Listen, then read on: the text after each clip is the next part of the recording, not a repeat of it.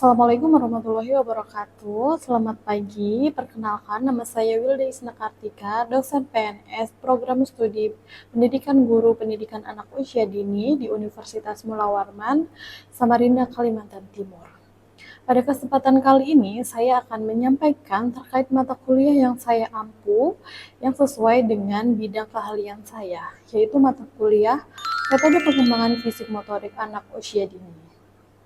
Mata kuliah ini ditujukan untuk mahasiswa Prodi PG PAUD semester 2 dan mata kuliah ini memiliki bobot SKS 3. Kemudian mata kuliah ini diselenggarakan dalam 16 kali pertemuan, yang mana UTS akan diselenggarakan pada pertemuan ke-8 dan UAS akan diselenggarakan pada pertemuan ke-16. Mata kuliah ini akan membahas tentang pengertian, pertumbuhan, dan perkembangan. Yang kedua, pentingnya perkembangan fisik dan motorik anak usia dini. Yang ketiga, tahap perkembangan fisik dan motorik anak usia dini. Yang keempat, peran guru dalam mengembangkan fisik dan motorik anak usia dini. Yang kelima adalah faktor pengaruh fisik dan motorik anak usia dini. Yang keenam adalah metode pengembangan keterampilan fisik dan motorik anak usia dini. Yang ketujuh adalah permasalahan dalam perkembangan fisik dan motorik anak usia dini. Yang kedelapan adalah konten dan praktik pengembangan keterampilan fisik dan motorik anak usia dini melalui kegiatan bermain. Dan pembelajaran pada kuliah ini juga berbasis proyek, yang dimana luarannya adalah menciptakan media pembelajaran inovatif dalam menerapkan pembelajaran motorik anak usia dini. Kemudian media tersebut akan dihakikan dan diseminasikan ke lembaga-lembaga PAUD di Samarinda. Adapun capaian profil lulusan atau CPL Prodi pada mata kuliah ini adalah CPL 1, CPL 3, dan CPL 8 yang telah tertuang dalam RPS dan telah divalidasi oleh koordinator Prodi. Capaian pembelajaran mata kuliah yang diharapkan antara lain, CPMK 1 adalah mahasiswa mampu bertanggung jawab dalam melaksanakan tugas mata kuliah metode pengembangan fisik motorik anak usia dini. CPMK 2, mahasiswa mampu menguasai konsep pengembangan fisik motorik anak usia dini. Dan CPMK 3, mahasiswa mampu menciptakan permainan atau media pembelajaran untuk pengembangan fisik motorik anak usia dini. 3 komponen utama dalam proses pembelajaran mata kuliah ini adalah delivery, interaction, and assessment. Untuk delivery, saya memberikan materi serta RPS yang telah saya upload dalam laman sistem aplikasi belajar atau Start Unmul, serta presentasi interaktif yang dilakukan secara tatap muka untuk mendukung ketercapaian CPL, CPMK, dan sub-CPMK yang telah ditentukan. Materi yang saya sampaikan didukung oleh beberapa media pembelajaran berupa PowerPoint, game interaktif, alat permainan, dan sebagainya. Kemudian untuk interaction, pada mata kuliah ini meliputi interaksi dua arah antara dosen dan mahasiswa berupa diskusi, kolaborasi, tanya jawab, dan refleksi bersama. Selanjutnya asesmen atau sistem penilaian yang saya lakukan dalam mata kuliah ini disesuaikan dengan skema yang telah kami sepakati. Saya dan mahasiswa sepakat di laman AIS yang meliputi penilaian kuis, OTS, UAS, proyek, tugas, dan afektif. Untuk referensi yang saya gunakan dalam mata kuliah ini berupa buku referensi dan artikel-artikel jurnal bereputasi nasional maupun internasional, yang dimana terdapat artikel hasil penelitian saya sendiri dan dari ahli-ahli lainnya yang memiliki kebaharuan agar mahasiswa mampu mengikuti perkembangan ilmu pengetahuan masa kini. Baik, berikut adalah video proses pembelajaran pada mata kuliah metode pengembangan fisik motorik anak usia dini dengan materi pada pertemuan ke-6, yakni metode pengembangan fisik motorik anak usia dini. Mari kita saksikan. Oke, Assalamualaikum warahmatullahi wabarakatuh. Waalaikumsalam warahmatullahi wabarakatuh. Selamat pagi semuanya. Pagi, Bu. Oke, hari ini ada yang tidak masuk? Oke, masuk semua ya. Oke, sebelum kita mulai pembelajaran hari ini, mari kita pimpin berdoa terlebih dahulu. Oke, berdoa dimulai.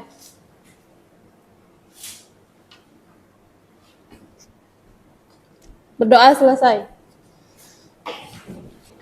Oke, hari ini kita masuk ke pertemuan 6.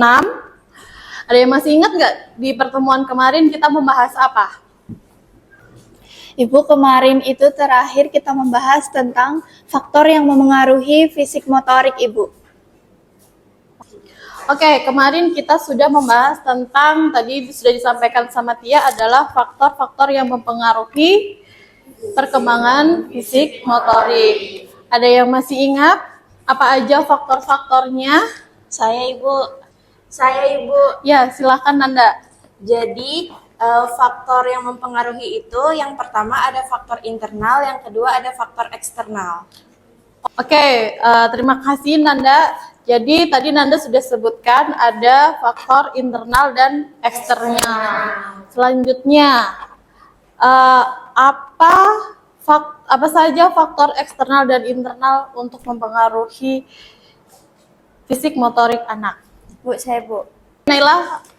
Jadi, faktor internalnya itu ada biologis. Terus untuk faktor eksternalnya itu, yang pertama itu dari lingkungan, yang kedua dari gizi, Bu. Oke, terima kasih. Tadi Nanda ada menyebutkan eksternal dan internal. Internalnya adalah biologis dan eksternalnya ada lingkungan dan gizi. Kenapa faktor biologis, kemudian lingkungan dan gizi itu bisa mempengaruhi perkembangan fisik motorik? Bu, Ya, silakan Mayunda. jadi kalau faktor biologis itu meliputi keturunan, kesehatan, serta kematangan otot dan saraf yang menjadi dasar kemampuan motorik anak. Terus kalau faktor lingkungan itu memberi stimulasi dan kesempatan anak untuk bergerak dan belajar. Dan faktor gizi itu mendukung pertumbuhan tubuh, tulang, dan otot. Jadi ketiga faktor ini saling berkaitan dan mendukung perkembangan fisik anak, motorik anak secara optimal, Bu. Jadi Mayunda tadi sudah menyebutkan hubungannya dengan gizi, lingkungan, dan faktor biologis. Nah, jadi ibaratnya faktor biologis itu adalah sebagai mesinnya. Nah, kemudian untuk gizinya itu diibaratkan sebagai bahan bakarnya. Jadi kalau misalkan sudah ada mesinnya, berarti tinggal kita mengisi nih bahan bakarnya. Kita mau ngisi pakai bahan bakar yang mungkin bagus kah, atau mungkin hanya cuman air. Ibaratkan kalau kita isi motor dengan air, otomatis kan tidak akan jalan, kayak gitu. Jadi sesuai kebutuhan. Jadi gizi itu tetap harus terpenuhi agar bahan bakar, atau mungkin ketika anak itu distimulasi, mereka juga siap untuk melaksanakan atau mempraktekannya, seperti itu. Oke, jadi selanjutnya saya di sini akan menjelaskan tentang teori untuk perkembangan motorik, karena kemarin sudah faktor-faktor yang mempengaruhi.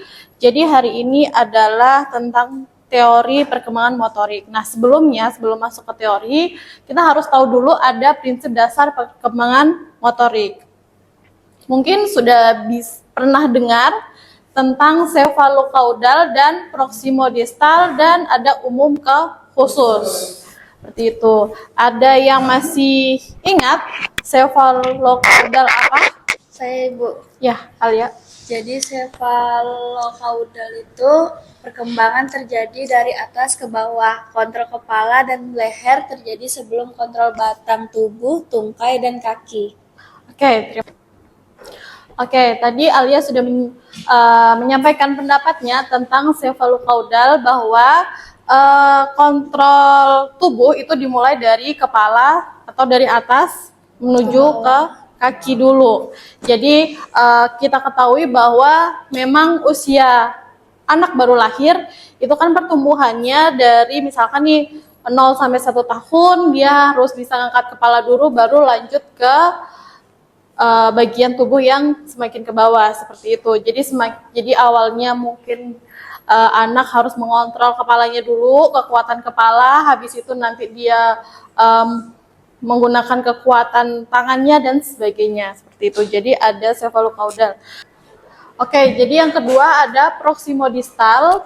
Itu adalah perkembangan bergerak dari pusat tubuh. Pusat tubuh itu adalah dari bahu, itu nanti baru keluar. Keluar itu ya dari jari-jari kaki maupun jari-jari tangan, seperti itu. Dan nanti begitu juga ada umum ke khusus, yaitu mungkin bisa contohnya seperti ini. Mungkin umumnya adalah anak bisa memegang benda-benda yang lebih besar terlebih dahulu. Nah, khususnya mungkin dia makanya itu ada motorik kasar dan halus. Umumnya itu adalah bagian dari motorik kasar. Kemudian misalkan dia harus menangkap bola, berlari, berjalan, itu kan bagian dari motorik kasar ya. Nah, nanti ke halusnya mungkin dia fokus ke fungsi jari-jarinya. Jadi ketika dia pegang pensil, menulis, meronce, dan sebagainya, seperti itu. Nah, selanjutnya di keterampilan gerak itu ada, seperti yang kita tahu, motorik itu ada kasar dan halus. Nah, biasanya memang di keterampilan gerak atau mungkin perkembangan motorik itu ada non-lokomotor, lokomotor, dan manipulatif. Ada yang tahu tidak non-lokomotor itu apa contohnya?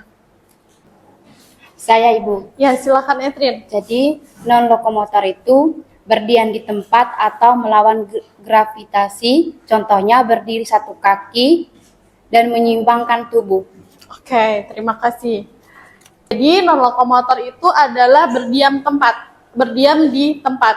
Jadi posisi kita itu adalah hanya di tempat, tidak berubah.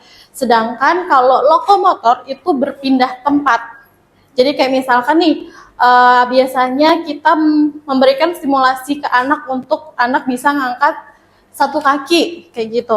Itu kan masih di tempat, tidak berubah ya. Itu bagian dari non-lokomotor. Jadi dia adalah stabilitas.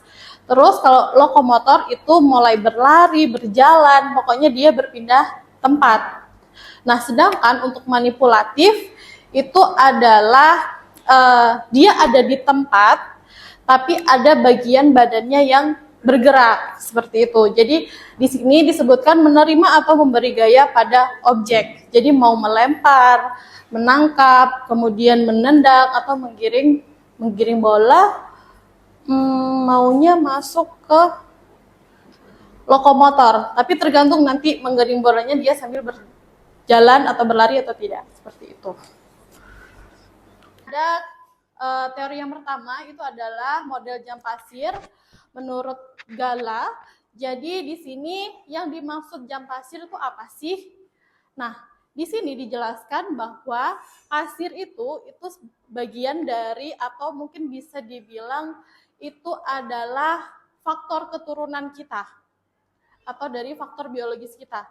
Jadi nanti yang bisa menurunkan pasir itu ke bawah, jadi kan jam pasir bentuknya seperti ini ya. Jadi pasir itu bisa turun ke bawah apabila diberikan sebuah stimulasi. Semakin tepat stimulasinya, jadi pasir yang turun itu akan semakin banyak. Jadi perkembangannya bisa semakin optimal, seperti itu. Nah, oke, jadi lanjutan dari teori Gala tadi itu adalah Gala menyebutkan ada fase pertama, itu adalah tonggak perkembangan. Jadi usia 0 sampai 2 tahun. Nah, di usia 0 sampai 2 tahun itu kan ada beberapa macam gerak. Yang pertama ada gerak refleks. Yang mungkin kalian tahu gerak refleks itu adalah biasanya ketika anak DBF itu dia akan mengeluarkan gerak refleksnya.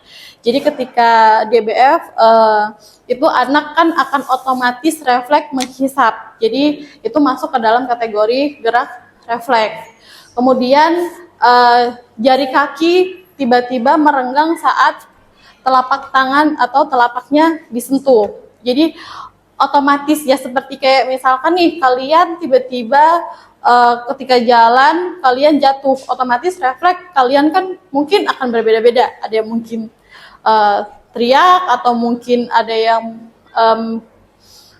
dengan menyebut atau sebagainya. Kemudian ada gerak primitif. Itu terjadi pada 0 sampai 2 tahun. Di sini itu adalah transisi menuju kontrol. Jadi dia sudah mulai mengontrol. Kalau refleks tadi kan dia tidak bisa mengontrolnya ya. Jadi untuk di usia yang 0 sampai 2 tahun ini dia sudah mulai bentuk bisa mengontrol bagian tubuhnya. Jadi kayak misalkan dia mengontrol kepalanya, kemudian keseimbangan tubuhnya, kemudian mungkin biasanya dia juga sudah mulai bisa mengangkat kepala dan punggungnya seperti itu. Jadi dia sudah mulai belajar untuk berduduk, kemudian nanti dilanjutkan untuk berdiri seperti itu. Oke, yang kedua ada fase kedua yaitu menyempurnakan gerak dasar. Jadi di sini gerak dasar mungkin biasa terjadi atau sering kalian lihat ketika kalian observasi. Jadi anak-anak di usia 2 sampai 7 tahun yang mungkin kalian sering temui seperti itu merupakan tahap gerak dasar. Jadi di sini nih, ada tahap awalnya. Jadi tahap awal dimulai dari 2 sampai 3 tahun. Itu percobaan gerak pertama belum terkoordinasi. Penggunaan tubuh masih berlebihan dan asimetris. Nah, 2 sampai 3 tahun misalkan nih, dia masih lemah di bagian motorik halusnya karena dia masih belum bisa mengontrol sepenuhnya motor kegiatan-kegiatan yang mengeluarkan atau membutuhkan motorik halusnya seperti itu. Dan mungkin di usia 2 sampai 3 tahun dia masih belajar untuk berlari, kekuatan kaki, jadi masih menggunakan motorik kasarnya. Kemudian ada tahap dasar di usia 3 sampai 5 tahun. Itu adalah kontrol dan ritme membaik. Pola gerak lebih terorganisir meski masih kaku. Nah, di sini di usia 3 sampai 5 tahun dia sudah mulai belajar nih nangkep bola, lempar bola, dia sudah mulai bisa mengendalikan tubuhnya atau tangannya. Dan yang terakhir ada tahap mahir, itu adalah 5 sampai 7 tahun. Bisa dibilang dia sudah benar-benar bisa mengkoordinasi atau mengontrol cara gerak bagian tubuhnya seperti itu. Jadi kesimpulannya, fakta kritisnya pada usia 6 sampai 7 tahun, idealnya anak sudah mencapai tahap mahir. Jadi keterampilan lokomotor dan manipulatif dasarnya itu sudah baik. Tadi lokomotor adalah apa? Bergerak. Ya, dan manipulatif itu adalah salah satu contohnya adalah seperti melempar atau menangkap bola seperti itu. Oke, ini sekarang saya ada punya media yang bisa digunakan untuk menstimulasi perkembangan motorik kasar maupun halus. Nah, ada nggak dari kalian yang bisa mungkin mempresentasikan gimana cara main media ini dan juga fungsinya untuk apa?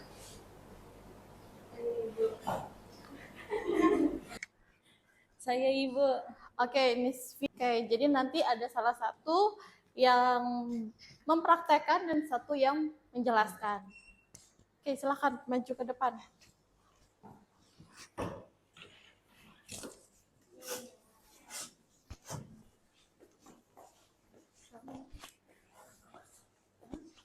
Assalamualaikum warahmatullahi wabarakatuh.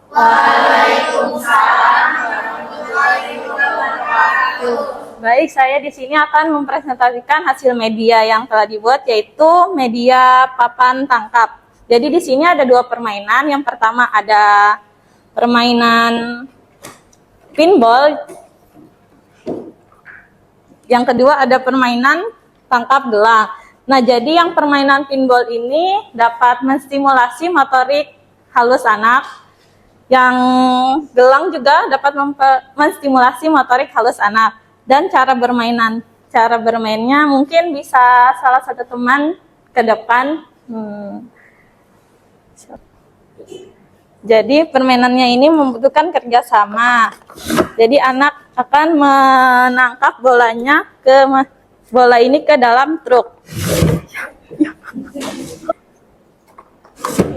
Ya, nah, jadi begitu cara bermainnya. Yang kedua ada lempar gelang.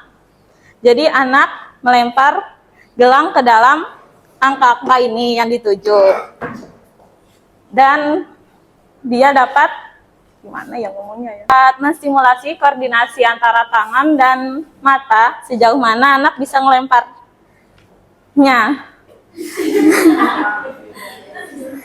Jadi yang kedua ada permainan lempar gelang ke tutup botol. Nah, permainan ini juga dapat menstimulasi motorik halus tetap. Selain motorik halus, bisa juga menstimulasi aspek perkembangan yang lain, yaitu kognitif. Jadi, anak dilatih untuk fokus ketika anak melempar gelang ke tutup botol, itu bisa melatih fokus mereka. Selain itu, mereka juga bisa nih nyebutin tutup botol yang masuk di gelang itu angkanya berapa. Nah, di sini teman-teman bakal nyontohin cara mainnya.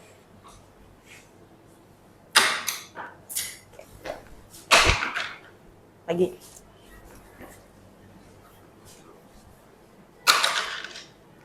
Ini angka berapa, Fik? 11. Oke. Dah. Sekian dari presentasi kami. Terima kasih.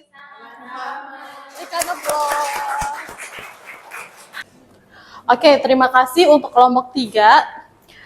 Jadi tadi sudah dijelaskan bahwa media tersebut itu bisa digunakan untuk menstimulasi perkembangan motorik, terutama motorik halus. Jadi tadi ada gerakan manipulatif, itu adalah melempar, itu bagian dari gerakan manipulatif. Seperti yang tadi saya jelaskan materi sebelumnya. Selanjutnya kita akan main quiz. Silahkan di-scan barcode yang ada di layar.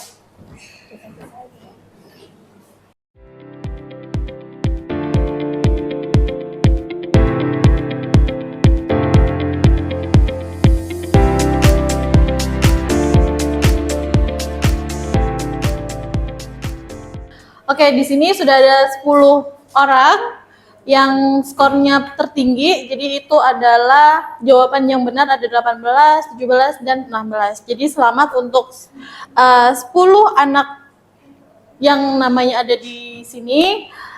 Kita beri tepuk tangan dulu. Dan yang juara 1 adalah Ara. Yeay. Oke, nanti kita akan melanjutkan perkuliahan lagi. Untuk pertemuan hari ini sampai di sini. Terima kasih atas perhatiannya, terima kasih atas kerjasamanya semuanya. Mohon maaf apabila ada salah kata. Saya akhiri. Wassalamualaikum warahmatullahi wabarakatuh. Waalaikumsalam warahmatullahi wabarakatuh. Terima kasih, Bu. Terima kasih semuanya. Sekian video proses pembelajaran untuk mata kuliah metode pengembangan fisik motorik anak usia dini Prodi PG PAUD Universitas Munawarman. Video ini digunakan sebagai salah satu persyaratan dokumen pernyataan diri dosen dalam unjuk kerja Tridharma Perguruan Tinggi. Semoga video ini menjadi pertimbangan dalam proses penilaian sertifikasi dosen. Akhir kata dari saya, terima kasih. Wassalamualaikum warahmatullahi wabarakatuh.